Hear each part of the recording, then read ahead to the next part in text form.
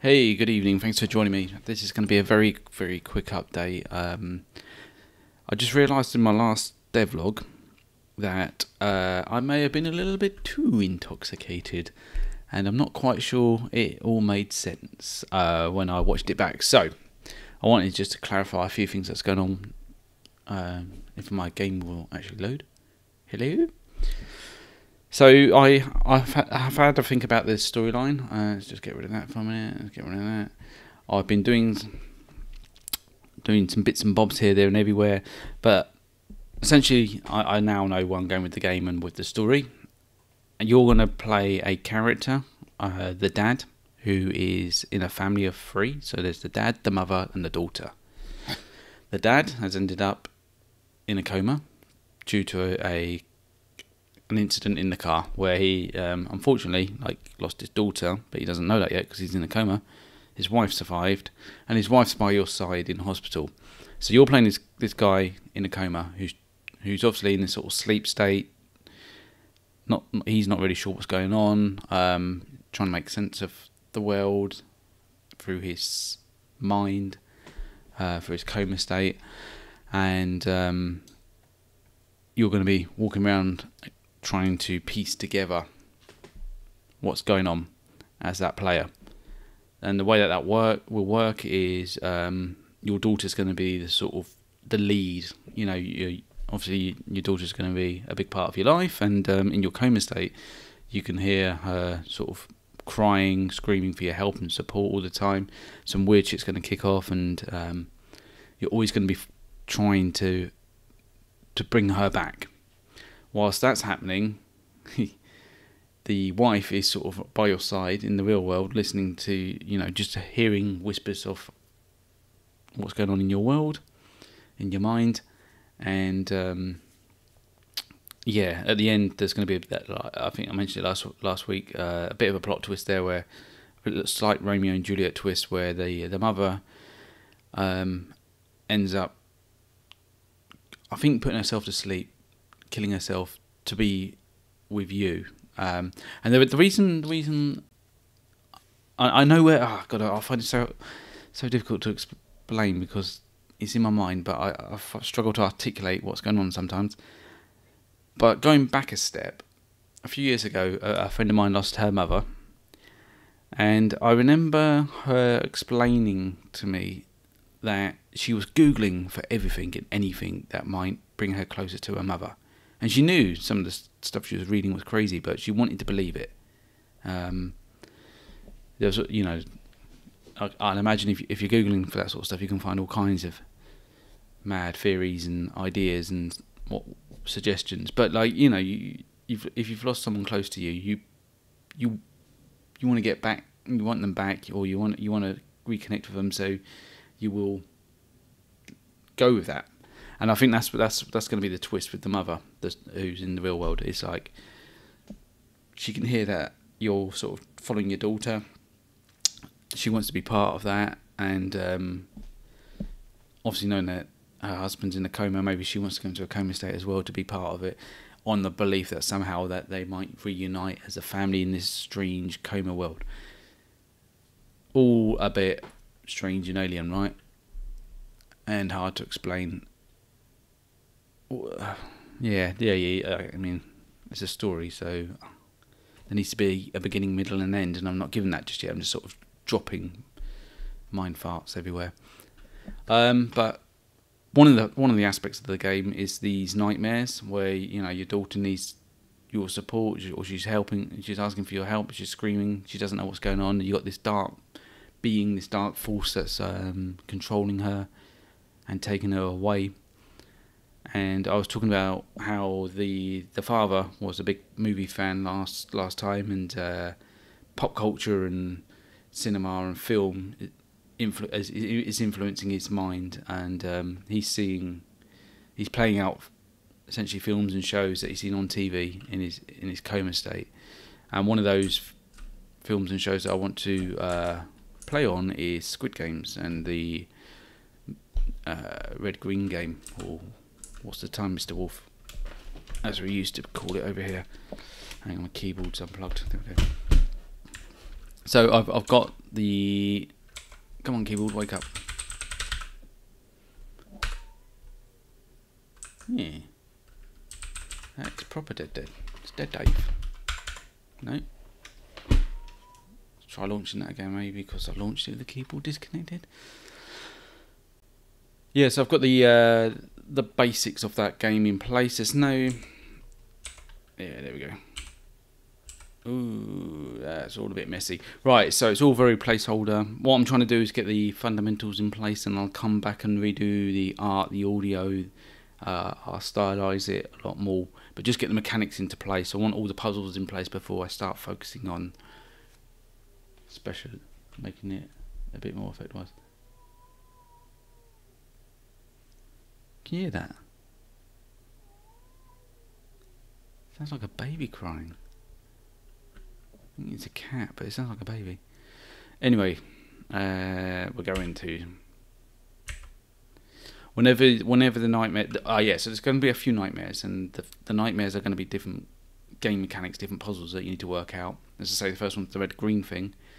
I think the puzzles themselves you're going to be able to access in any order that you want. They'll be spread across the island, but you'll need to do all 4 of them to collect an item that you need to return to your daughter's bedroom, because in your crazy coma world you believe returning those items will restore your daughter's life. And I just got caught, so we're going to die. Basically he's looking at us, so I can run now. Stop. He's on a random timer, so I don't actually know when he's going to turn, but this is pure luck at the moment.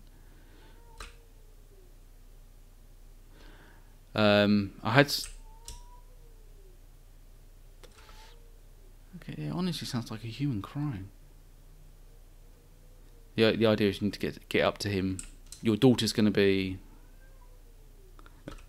Yeah, and you defeated your daughter.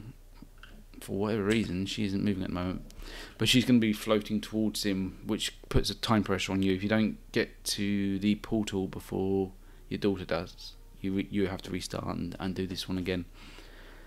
In terms of like approach this, it took a couple of days because I over-engineered it. I over-engineered the solution. Let's just reload it. So originally, I had the bad guy sort of turning, and when he turned, originally he had like I was going to do a raycast, and if it detected the character in that raycast that it was looking, you'd lose.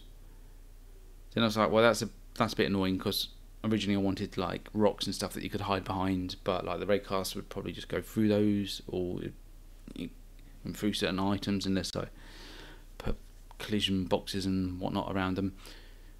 So I thought, okay, now I won't do that. What I'll do is get it to essentially shoot out very, very quickly balls, little spheres, and with collision detection on them. And if they hit an object that isn't you, it just destroys. But if it hits an object and it is you, then you're found and you have to start again. That was that concept. But then I decided actually.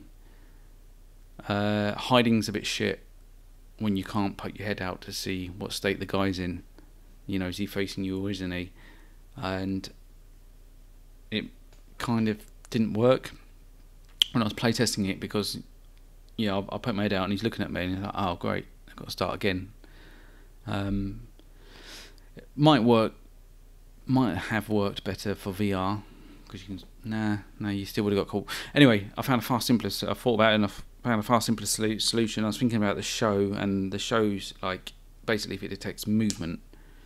So my first approach was, right, okay, well, if he's turning around, he gets to measure the speed movement of the player, and if the player speed movement is greater than 1, then you're found. Yeah, I thought. But for whatever reason, the player movement, even though you wasn't moving, was being recorded at like 60. Really weird. So that kind of got my nerves, and I was like, this shouldn't be this difficult. So then I thought, well, actually, keyboard, if the key's down, then you're moving. If any of those movement keys are down, then you're moving. So all I need to really do is, when he's turning, listen out for a key, what state's it in, is it down or is it up? If any of the movement keys are down, then you've been caught.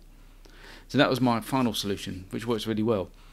I need to test it on the control pad. Sorry, I know it doesn't work on the control pad. I need to get it working on the control pad. But yeah, it was kind of satisfying to sort of take this really complex, not really complex, but like over the top, over engineered solution, and just simplify it to like literally key press. And it works also like if I'm holding down like I am now, and he turns around and sees me because the key's down, I'm found. So it's it was a really simple solution actually, just to get that mechanic going. Obviously, next stage for me with this particular puzzle is I like need animations. At the moment, he's that way or he's that way. He doesn't actually turn. I want the turning. I want probably his eyes to glow as well, so it's a bit more obvious which way he is facing. The portal's crap. I don't like that at the moment. The red objects are going to be your daughter. And obviously, as I say, she's going to be sort of zombified walking towards him. But that needs more thought. And if I can just do this bit again quickly. Leg it. Oh, for fuck's sake. What you can't see, but in the background, that portal is actually a hospital room. And I think once you've completed this puzzle, you're going to poke your head into the hospital room. You won't be able to walk straight in, I don't think. But your wife's voice will be there, and you'll hear what she's saying. I need to introduce the wife, and I need to find a way for her to let you know that you're in a coma.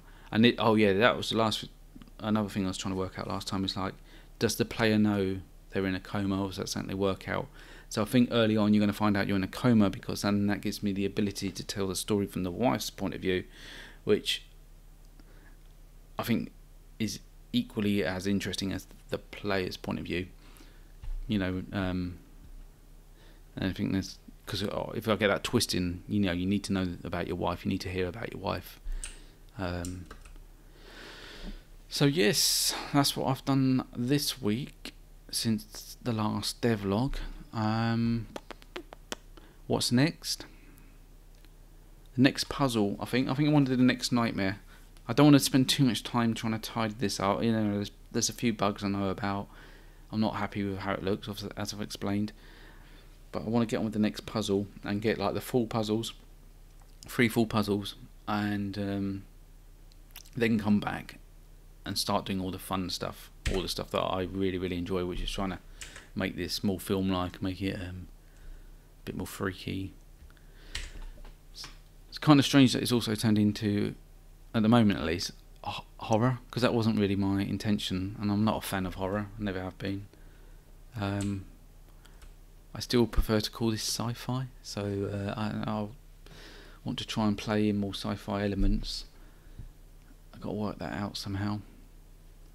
But yeah, very happy with actually how it's progressing, even though it looks messy as hell on screen. Things are coming together. And yeah, that's it. That's my update for today. So thanks for watching. Catch you in the next one. Let me just stop that. Laters.